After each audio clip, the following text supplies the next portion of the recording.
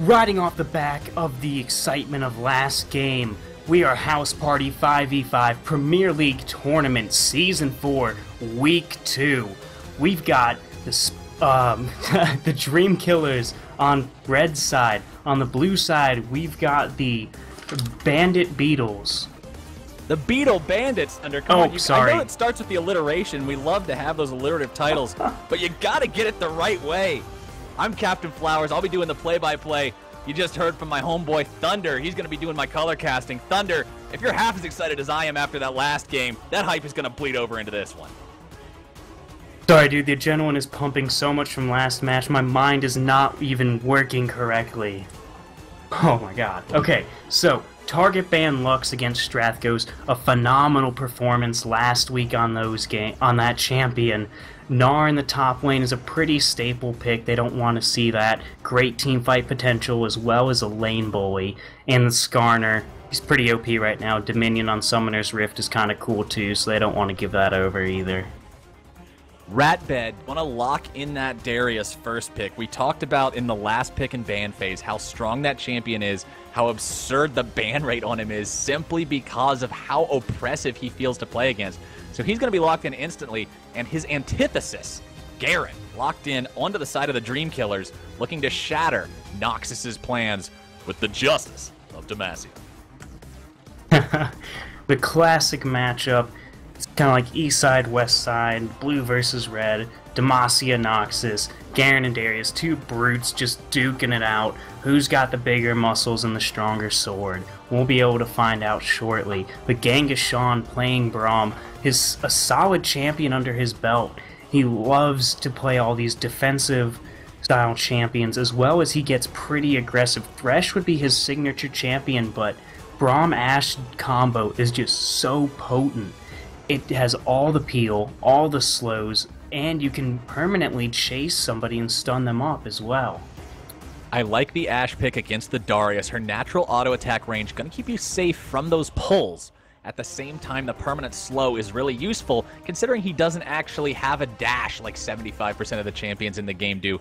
Very powerful, but at the same time, Gallicus picking up that Gragas is a wonderful pickup. I love that in combination with Darius, simply because of the fact that Gragas gives you a lot of sticking power, a lot of CC, a lot of slow, and he gives you the ability, if you've got the ability to zone in with those barrels, to knock someone right into Darius's sinister clutches.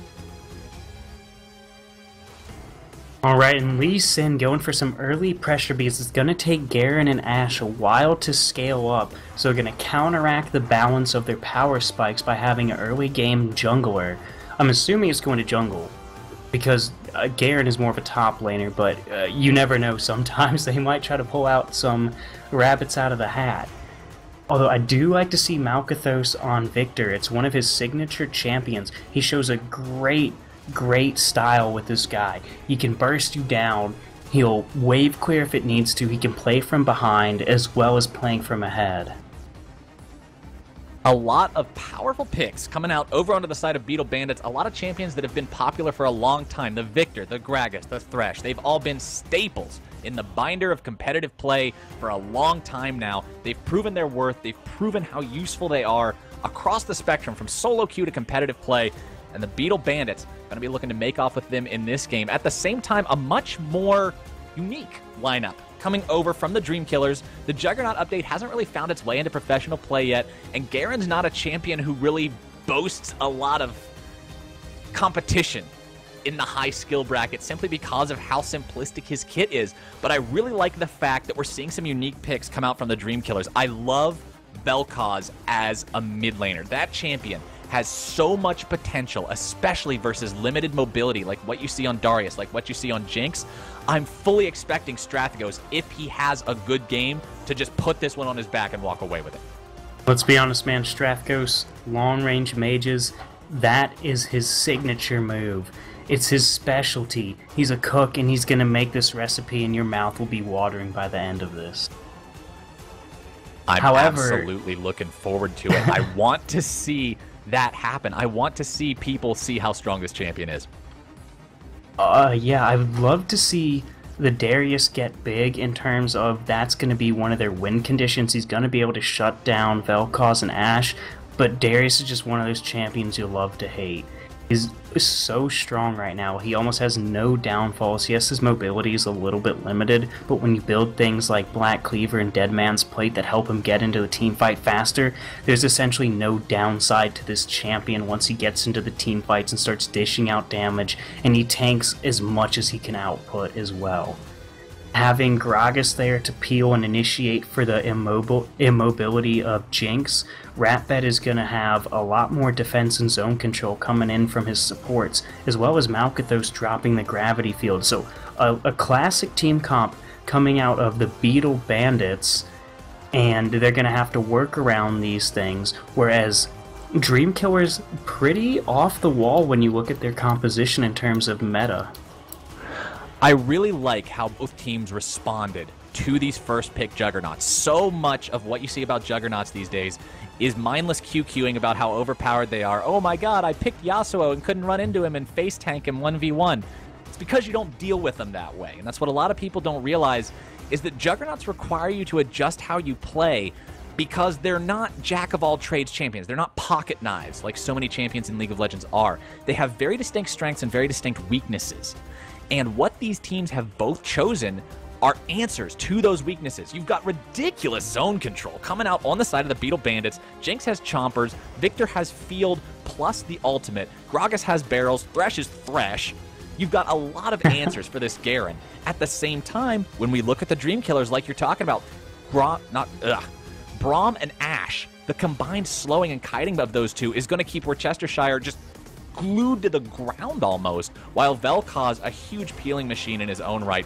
Wonderful answers coming out to both these Juggernauts this game, and I'm looking forward to seeing who answers it best. We're going to find out here in about 30 seconds. We will be launching into that loading screen. We're going to stay there for hopefully not too long. Vayne had a couple loading problems last game, but we'll hopefully skip that real quickly this time, get loaded into the Rift for the Beetle Bandits versus Dream Killers. It's going to be awesome. You don't want to miss this one. Stay right there.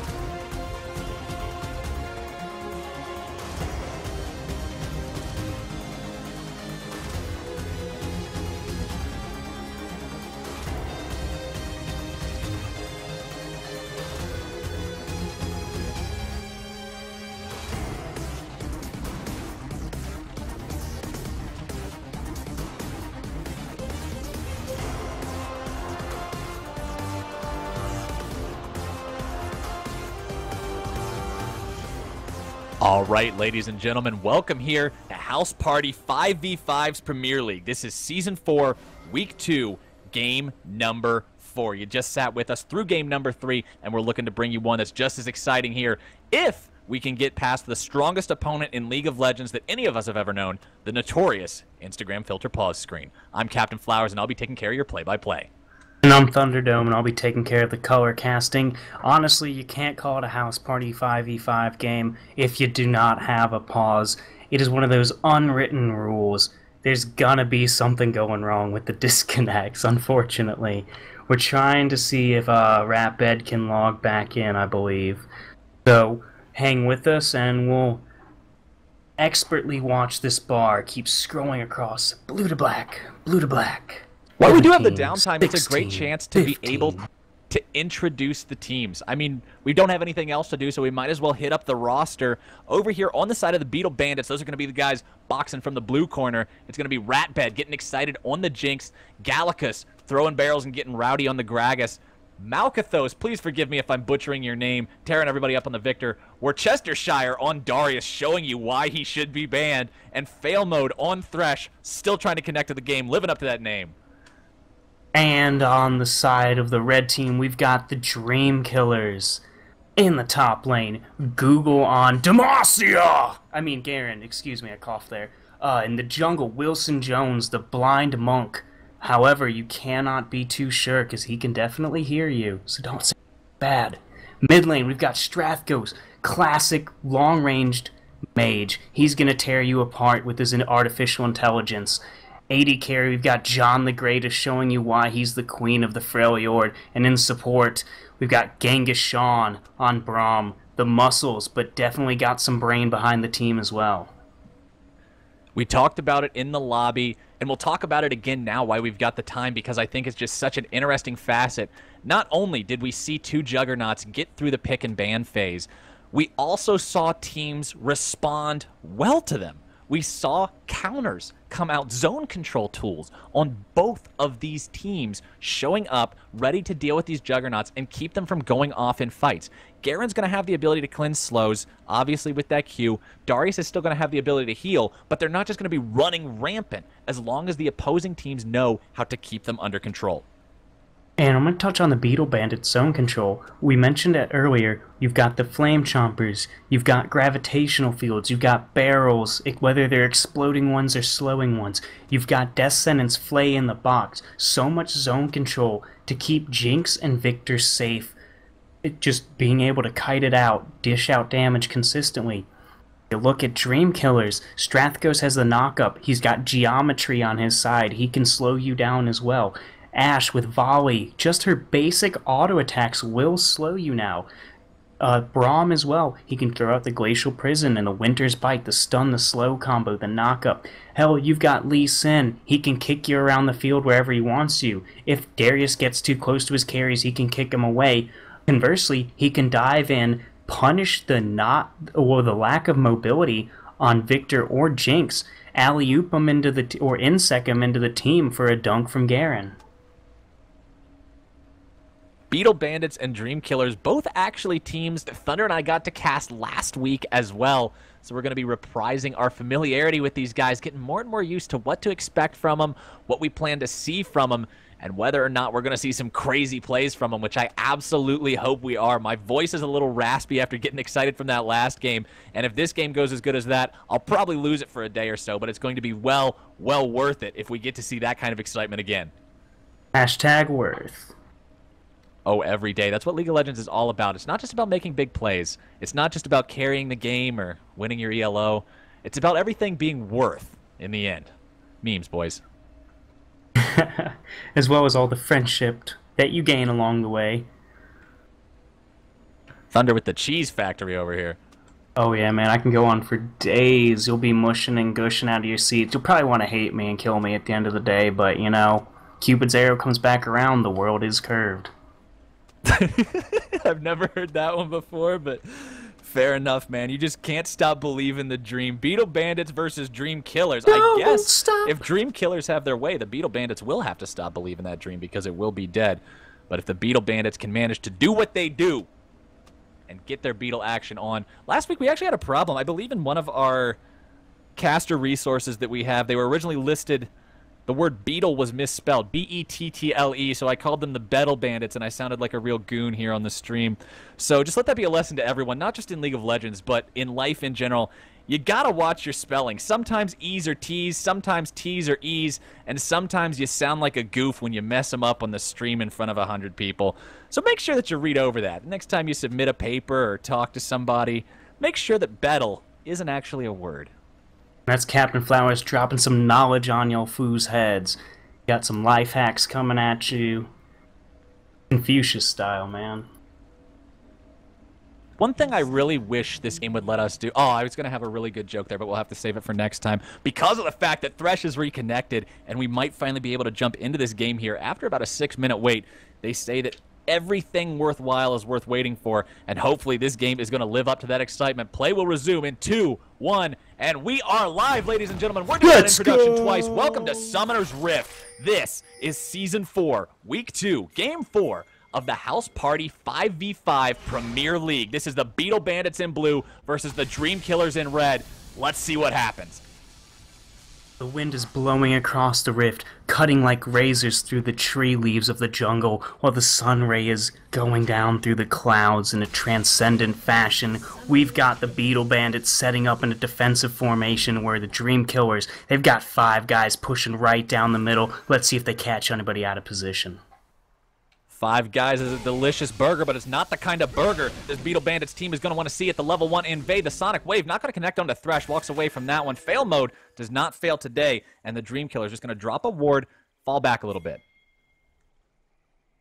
Well, you want to use Lee Sin's early pressure, and the fact that Braum's passive is like a second ability. It's the stun after 4 procs. Ashe has got the slows. Hell, Strathghost has got the slows too. Add in that the silence on Garen, there's a very, very potent level 1 coming out of Dream Killers. Although, the Beetle Bandits level 1 is not too bad. When they got these deep wards in, that reveals just enough information. They know Gragas is starting on the red buff, which is weak for him, but it's a strong side because they start with a duo combo. He gets the better leash, and it's safer in terms of invading. I really, really like this ward that Dream Killers dropped on top of the Beetle Bandits Krug camp. That's a wonderful ward. Every time a team does that at level 1, an angel gets its wings, simply because of the amount of information given to you by just that. They can see where the jungler starts. They can see if the bottom lane swapped out or not. They can see if bottom lane is going to leech EXP from that camp. So much information that you're going to have at your disposal from dropping that. Good on the Dream Killers for having that heads up and having that knowledge at their disposal. Another thing to gain from that information is you essentially have the first 3 to 4 minutes of the early game very easily predictable for your team. You might not have direct, true sight of their jungler, but you know the general path is going to be small camp, get level 2, get the first initial buff, go to the second buff. You might take a scuttle or another camp on the way or after the buff, but you're able to pinpoint which side of the map is going to be pressured next. And with that information, you know exactly which lanes you can play aggressively and which lanes you need to be more passive in. Now, Ashe and Braum did acquire that Gromp at level 1. They're going to have the experience advantage. Ashe actually already level 2 down here. The Dream Killers have that nice level advantage onto their AD carry, Victor and Vel'Koz. The double Vs going to be trading blows back and forth into the mid lane. But this bot lane matchup is going to be very interesting. Both immobile AD carries. Should they be caught up in the CC of these tanky supports, they're going to have a really, really bad time. Call it V for Vendetta, but I can imagine that the junglers are going to be putting a lot of attention in these mid lanes. Dream Killer's bottom lane is phenomenal. They are so solid when they play. Those guys are almost always on the same page.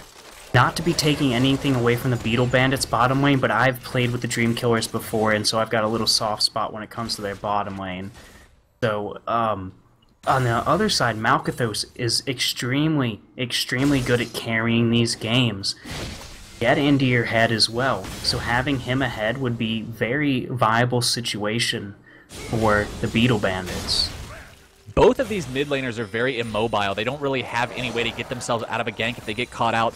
I fully expect to see the junglers paying a lot of attention to the mid lane, and Lee Sin is here. A flash out from Victor. Going to be dropped nice and early, but Lee Sin still wants the damage. It's Vel'Koz finds the Q. It's Lee Sin finds the resonating strike. First blood goes over to Wilson Jones, the man of the hour, the man with the power, 4 minutes in, and that is going to be the Dream Killers onto the board. I guess you could say Malkathos didn't really see that one coming, but Lee did. Wilson Jones starting off early like he did in week 1. Got the early kills. Oh, here comes Gallagher. Gragas into the top lane. The pull is there. The flash comes out from Garrett, but the flash forward from Darius. The fat man comes in. A bop on the head, and now he's dead. That's going to be Google. The titan of the internet brought down in the top lane. Should have stuck with search engines. Hey, that's what you get for going away from Firefox. You get hooked in the bottom lane. 2v2 into the bot side. It's going to be Winner's Bite drop from the Thresh. One more hit would trigger that stun, but they're not going to be able to find it to Zap. On to Ash from Jinx. Going to be able to make them win that trade, and the Beetle Bandits come out on top. Alright, next is going to be super interesting to see where each of these junglers go. Galacus lacks Flash because they used it to get the kill top lane, whereas Wilson Jones was able to reserve his. They will have it for a return gank, and they also blew Malkathos's in the bottom, or in the mid lane. Winter's Bite down on the Thresh, the flash forward from Ash, the focus fires there, Sonic Wave, Resonating Strike, where's it at? Wilson Jones, you're there again, the heal's gonna get him away. Wonderful job sidestepping that Flame Chomper, it's not gonna take a bite out of him today, and that is gonna be the second kill of the game. On to this Dream Killer's jungler. That was such great summoner discipline coming in from Wilson Jones and John the Greatest, holding the heal for the last minute. He was able to flash out. Well, he was still in turret range when he flashed, but he was able to get out of it before more turret shots came in to kill him. The heal keeping him alive, giving him that extra speed burst just to get right out of Ratbed's range so he can't start getting excited and having resets for multiple kills.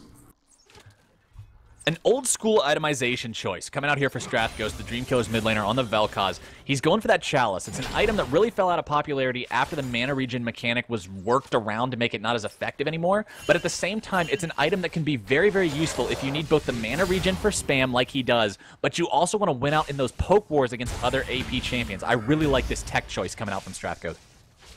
Yeah, it's a great item, and if you look at Malkathos, he did upgrade his prototype Hex Core.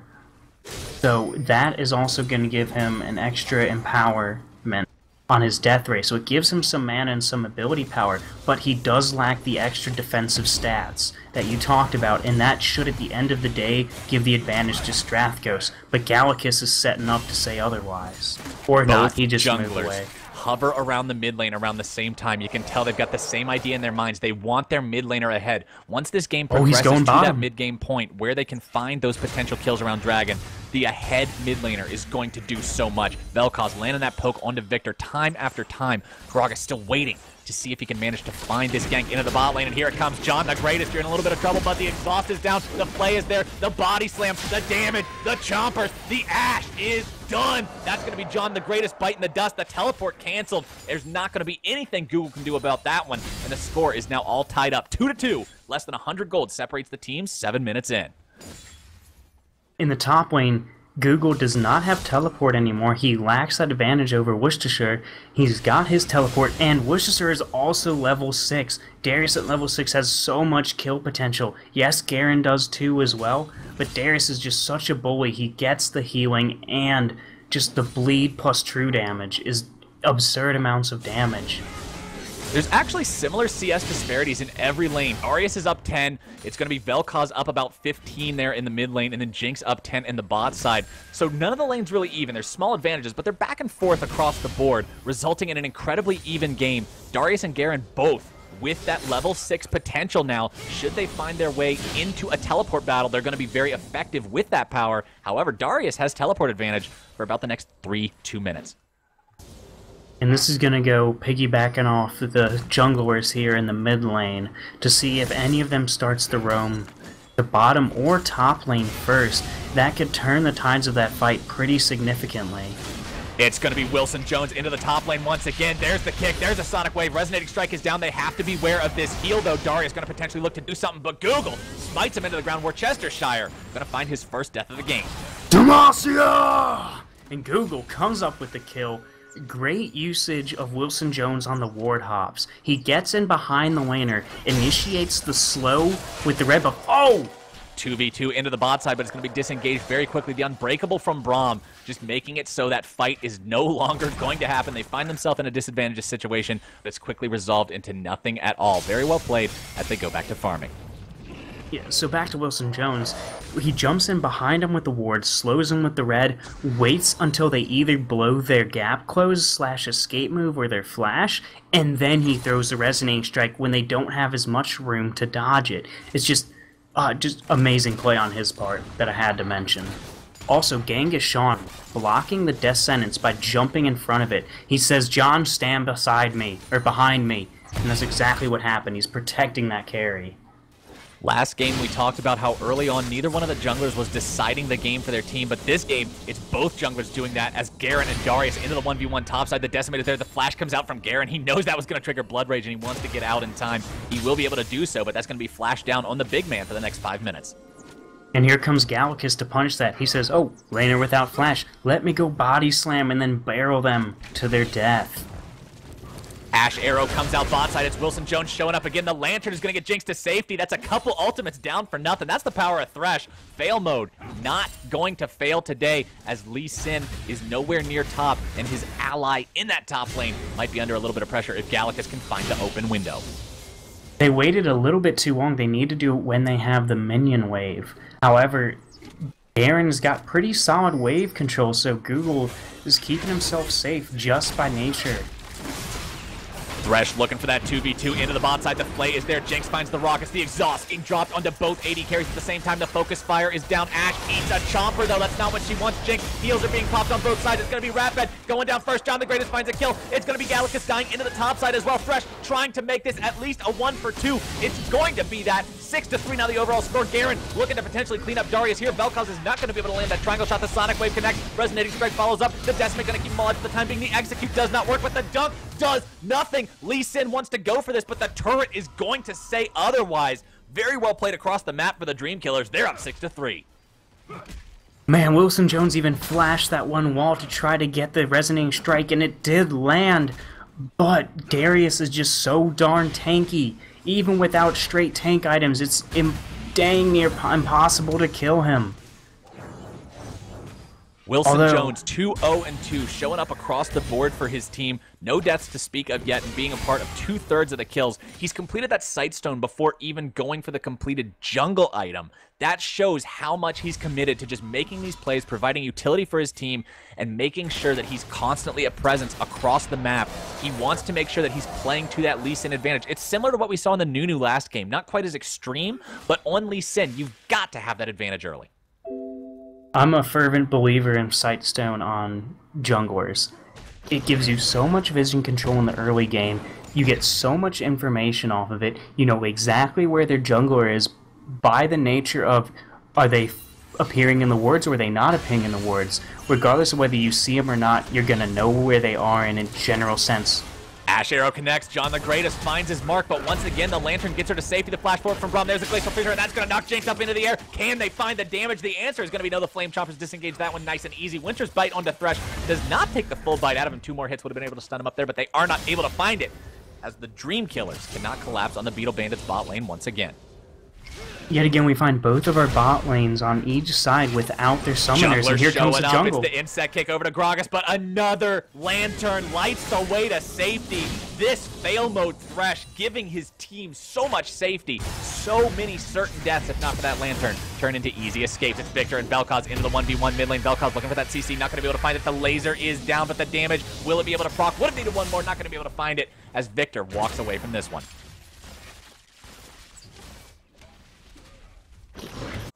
Lee Sin and Gragas into the 1v1 here in Gragas' jungle. Lee Sin trying to find some damage onto the Fat Man. Going to get bonked in the head with the barrel. Victor over the wall trying to just lay down the field to protect his ally. He knows he can't get close. Going to be forced to walk away from that one. Wilson Jones playing very aggro. He knows how far ahead he is. He knows what his champion does, and he's willing to play aggressively. And look at that. Strathghost is one of the main benefactors on their team from his early pressure. He's up 20 CS. He's got a kill and an assist under his belt as well. He's got the full Athene's Grail, and because of the pressure mid lane and the ganks bottom, they're going to be able to secure this dragon, barring fail mode getting a ridiculous steal with a hook. Dragon number 1 will go down at the 13.5-minute mark. Much, much slower than what we saw last game. Last game's first dragon dropped at 6 minutes. Something crazy early like that might be a little bit off. I'm not quite sure. But this is much more average for what we usually see into these games. But that is going to be credit going over to the Dream Killers, further extending that lead that they have. Garen and Darius continuing to just trade back and forth here topside, but it doesn't really result in anything too big for either party. Well, the early Dragon in the other game was just a testament to Nunu's early control. So we can see that being played out on Wilson Jones when you look at Lee Sin, at how much early pressure he's putting, but it's more oriented towards the ganks as opposed to neutral objectives. But Galacus too, on Gragas, early jungler, he does have 2 kills. He's been pretty present, and it looks like he's searching mid lane again for another gank. Or the going pressure bottom. exerted bot side by John the Greatest and by Genghis Khan, constantly keeping Thresh and Jinx under pressure. But at the same time, you gotta give credit over to Ratbed because he's winning the CS war by about 15. Yeah, he's doing exponentially better in terms of the CS, but that's mostly because fail mode has been there to give him the dark passage to safety every single time. Arrow comes out again, another connect onto Jinx, there's another Lantern, there's the knock up, the Glacial Fissure connects, but they once again cannot secure the kill. It's Braum tanking the turret, it's Thresh trying to find the return damage, the passage is not going to be able to do anything more, it's already been popped, and John the Greatest finally finds his mark in the bot side, 7th kill of the game for the Dream Killers. We know Ashe never misses, so just trying to prove it there to us. Wilson Jones going to be showing up top once again. It's going to be Google initiating here onto Darius. The Lee Sin pick is going to be there. The Sonic Wave, the Resonating Strike, the execution. And Google takes him down again. Vel'Koz in danger here into the mid lane. It's Gragas going to drop that barrel. Knocks him into the wall. Not ideal, but not terrible. Vel'Koz still going to be able to walk away from this one. Strathghost lives. Man, that was a gorgeous flash coming out of Strathghost there. Dodges the gravity field, dodges the Death Razor, forces Gragas to use his ult in an inopportune location, and actually, he doesn't push him to safety, but he doesn't hurt him by pushing him closer to his team. 4,500 gold is the tune of the lead here for the Dream Killers at the 16-minute mark. That's a lot to be working with. They're also up a dragon. They got 2 turrets compared to none. Victor looking for some potential aggression here onto Vel'Koz. He has more instant burst, and he looks like he's going to be going for it. The Ignite, the ultimate is dropped. The Chaos Storm going to whisk Vel'Koz away into a very, very unpleasant place. The teleport comes in. It's Garen on top of Victor. Can he find the damage? The spin is there. The helicopter is down. That's going to be the Fat Man looking for the revenge kill. Darius with the teleport in. Can they get the kill onto this? They're absolutely going to be able to fail mode with the rotation over. There's the pull. There's the decimate. One more hit's going to do it, and they're going to donate it over to that AD carry. Ratbed picks up his first kill of the game. That was a great usage of communication. Jinx saying, hey, I'm on the way. Give me the kill. So like, alright, Ratbed, you're our AD carry. You're Jinx. You have such a strong snowball potential that we're going to give it to you, and we're going to trust you with this team comp we have built to protect you through our zone control and crowd control. That we're going to put this game on your shoulders, and you're going to go Atlas style, and you're going to carry the world. 4,000 gold, though, still the lead, working with as Wilson Jones finds his way onto Ratbed. The Flame Chompers are down, and they do manage to connect, but this is not a fight that generally goes too well for Jinx. She finds the Super Mega Death Rocket point-blank range. Wilson Jones finally finds himself a death as Ratbed comes up huge. Victor being caught here into the mid lane. That's going to be the Vel'Koz damage, deleting him from the equation. Strathghost racks up kill number 2. Wow, okay, so Ratbed gets the Flame Chompers down. It locks up Lee Sin just long enough that he's able to get a couple extra autos, gets to execute onto Wilson Jones from the rocket. However, meanwhile, in the mid lane, Strathghost lands the knock-up onto Malkathos, and the team just follows up and annihilates him. So 1-for-1s across the board, but due to the turret advantage, Dreamkiller is still coming out on top. They are up 4,000.6.7-ish gold, but there's still more turrets for the Beetle Bandits to secure for themselves to close that gap. They are down a dragon, though, when it comes down to it. All 3 outer turrets on the side of the Beetle Bandits have been removed from this Summoner's Rift, and it is going to be a problem for them. We can see the deep rewards coming out from the Dream Killers into these jungle entrances. They want to catch the Beetle Bandits mid-rotation. They want to blow them up with the power of this arrow and this Lee Sin. They want to push this advantage that they have early, and they've got the ability to do that with that removed map control from those turrets. Dragon number 2 going to be spawning in a minute. One thing I want to talk about is the Google versus Worcestershire matchup in the top lane. Yeah, Darius is up farm from the laning phase, but because of all the team rotations that Google's been making, he actually is up in kills. They have the same amount of deaths, and therefore he's got a little bit more in terms of itemization.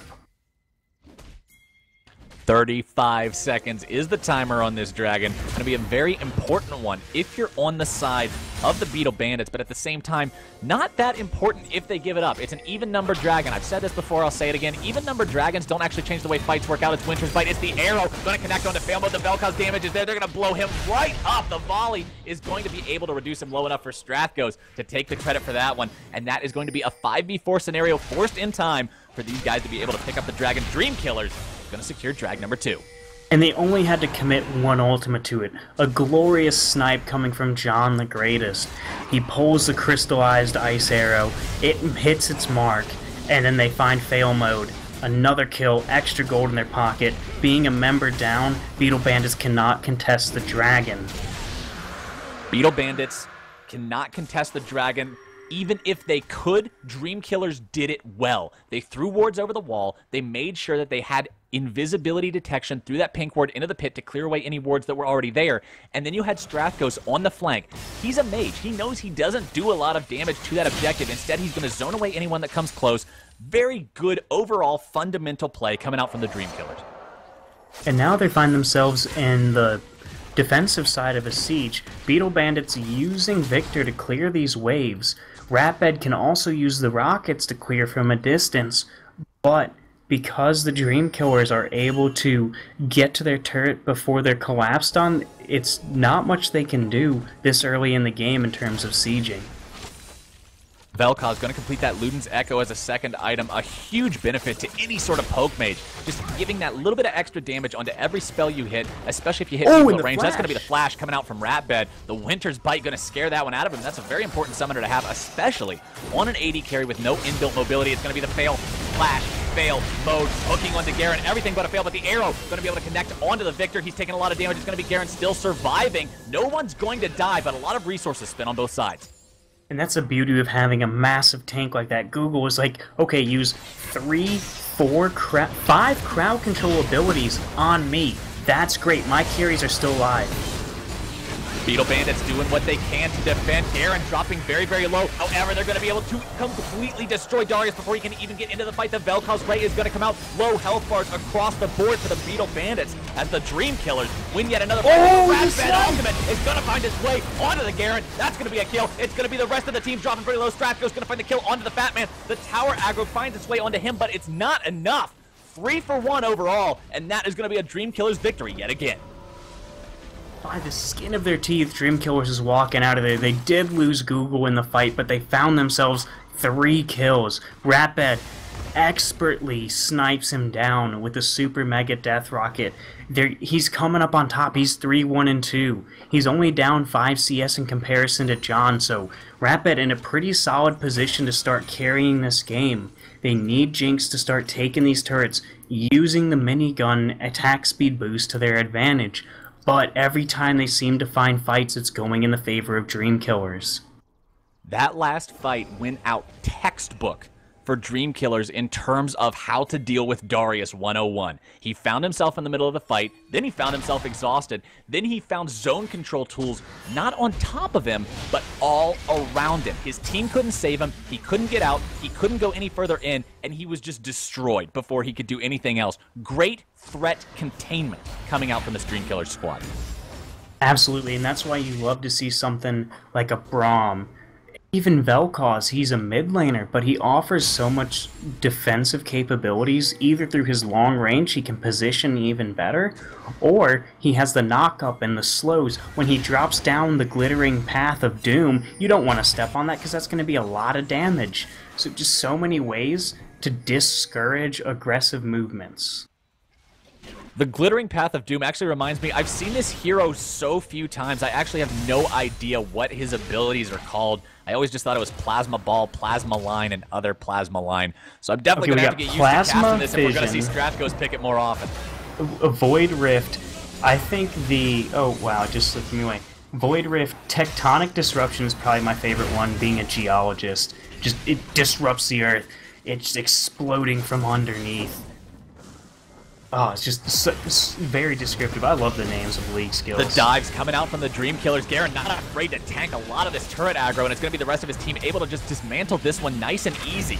as the Beetle Bandits are not able to counter-engage it while the turret still stands. Dragon number 3 going to be spawning in less than 2 minutes now, and this is an important one for both sides. This is going to be movement speed for the Dream Killers squad if they manage to acquire it, and with Ash and Vel'Koz looking to kite, movement speed is a 100% desirable statistic. I don't know why they just dropped 2 sweepers on a bush with a pink trinket in it. I know there's some clipping issues on the walls when you put a pink in these curvatured, slightly curved bushes. Oh, the arrow arrow's goes out. It's going to find its way onto Galacus. The Winter's Bite is there, and they might be able to catch him out here. Lee Sin finds a Sonic Wave. The Resonating Strike is there. It's on to Victor. Can he get the follow-up damage? The beam from Vel'Koz. Wilson Jones takes the credit. Jinx is pulled to safety once again. The Death Sense connects its way onto Braum. The volley is there. Glacial Fissure is there. The shutdown is there. John the Greatest takes down Ratbed. Oh, that was just phenomenal play by both teams. Wilson Jones pushing his champion to the limit. He's going to take as much damage as he can. Executes him with the Dragon Kick. Genghis jumping in front of the hook to save the little HP left on his friend. Just, all around great. The initial fight started off by John the Greatest, and he is proving to you that his name is true. 25 minutes into this game, and we're looking at an over 10,000 gold lead for the Dream Killers. And the best part about this is that they're playing to that lead. So many times you see teams have an early lead, and then they spend like 5 or 6 minutes walking around. Some guy farms up a camp, oh, I need to buy an item. Another guy split pushes, oh, I need to buy an item. By the time everybody gets done split farming and buying items, you've wasted 7 or 8 minutes and not done anything. But Dream Killers is doing a wonderful job of staying coordinated, staying focused, and looking to close this game. Look at this. Their carries are aggressively positioned almost in a gonna flank. Find his way onto Victor. Surely gonna kill him there. Strathghost finds the laser beam, and that's gonna be a rampage for him. 1 and 5 on this Victor, 5 and 1 on this Vel'Koz. Gragas getting caught out. The Dark Passage gonna save him, but that's another unanswered kill going over to the Dream Killers. Every time there's an arrow pop by John, it forces the Lantern. The other team has to back off, or they die before they even get a chance to respond. And just the pick potential Dream Killers are creating is translating into so many of these objectives. 3 dragons to none, 5 turrets to none, 12,000 gold ahead. Well, a little bit less. It's like 11 if you count the decimals, but you get the idea. Dream Killers, like you said, pounding their victory, not letting up. Movement speed Dragon, going to go over to the Dream Killers as well, and they're on track for that aspect win condition, but at this rate, they aren't even going to need it. They just need to continue pressuring, continue taking these objectives, because with an 11,000 gold lead at 26 minutes, there's very little the Beetle Bandits can do. Darius win behind, yeah, he's still kind of annoying to kill in a 1v1, but in a team fight, he doesn't do a whole lot. Gragas still provides utility. Victor has no damage. Victor literally does not have a completed item. He's got an upgraded level 2 Hex Core, and he's got the pieces of some kind of AP item. That's it. He's nowhere near what Vel'Koz is now working on that Leandri's Torment. Going to be his 3rd completed one. And he was forced to flash yet again. Genghis putting so much pressure on them.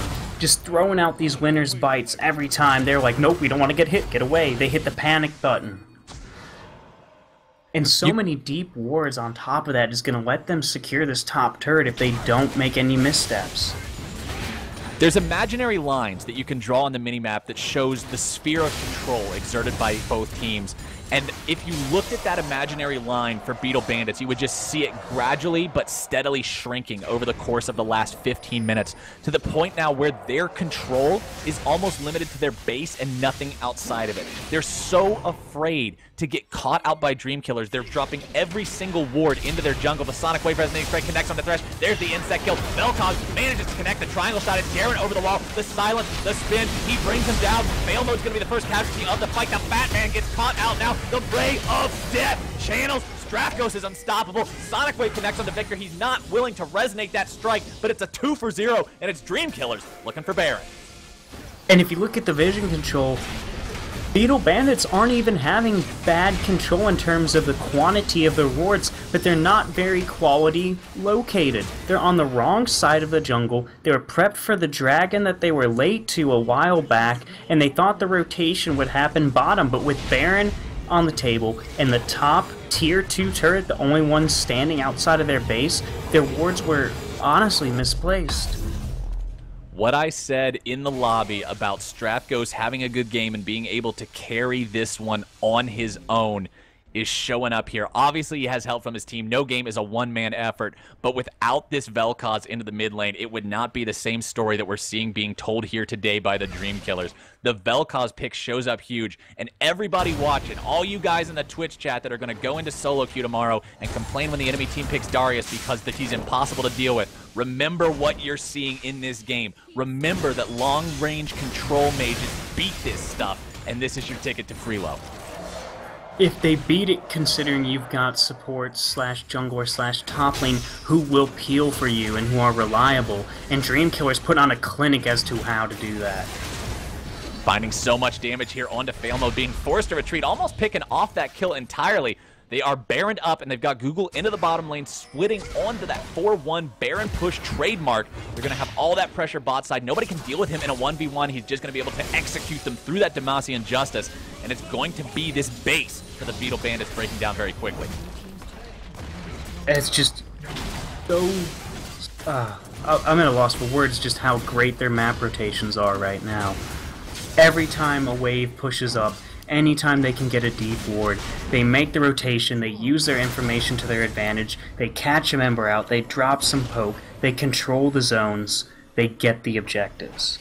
Dream Killers gonna take down their first inhibitor before Beetle Bandits even takes down their first turret. 30 minutes into the game, it's gonna be Wilson Jones into the backline once again. He finds the insect kick onto Victor. That's gonna be another death on his part. Malthus bites the bullet. Wilson Jones pays the price, but the mid for the AD carry, not for the AD carry, for the jungler, excuse me, that's gonna be worthwhile considering he's their main source of wave clear. The Dad Sets connects onto Vel'Koz, and that's the target you need, but he gets away. The Unbreakable blocks any sort of follow-up from Gragas, and that is going to be inhibitor number 2. Dream Killers are squashing the Beetle Bandits' dreams tonight.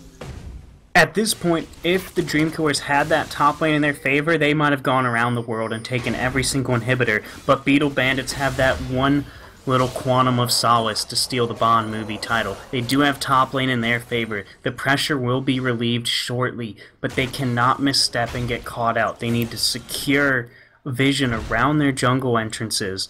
They need to get those sweepers out. Right now they've only got 2 sweepers. They need to have a sweeper on Malkathos, and they need to be using some of their extra gold from the supers that are pouring into their base. They're getting spoon-fed gold and experience with the supers. They need to invest those in green vision wards, and they need to get red sweepers. They can't let the Dream Killers have so much control over the map.